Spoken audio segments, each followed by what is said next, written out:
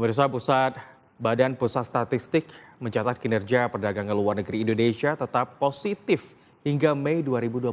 Ekspor nasional tumbuh 3,02%, sementara impor nasional naik 15,24% dibandingkan dengan tahun lalu. Yang sudah saya sebutkan tadi di pendahuluan. Deputi Bidang Statistik Distribusi dan Jasa Badan Pusat Statistik, Ateng Hartono, menyampaikan nilai ekspor Indonesia selama Januari hingga Mei 2026 mencapai 115,36 miliar dolar Amerika Serikat. Angka ini tumbuh 3,02% dibandingkan periode yang sama tahun lalu.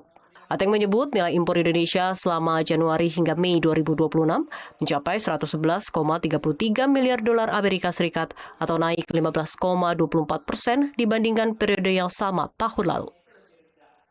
51,8 artinya ini berada pada zona ekspansif. Selanjutnya, saya akan menyampaikan perkembangan ekspor pada bulan Mei tahun 2026.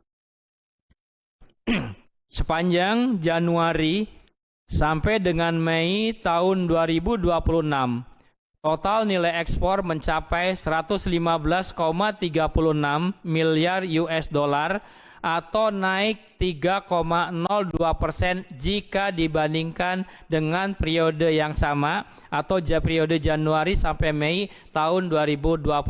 Sampai dengan Mei tahun 2026, total nilai impor mencapai 111,33 miliar US dollar atau naik sebesar 15,24% jika dibandingkan pada periode Januari-Mei. BPS mencatat ekspor industri pengolahan tumbuh 6,80% dan menjadi penopang utama ekspor nasional. Salah satu pendorong terbesarnya berasal dari ekspor nikel dan barang yang melonjak 60,88%. Sedangkan impor Indonesia masih didominasi bahan baku dengan porsi 71,32% dari total impor.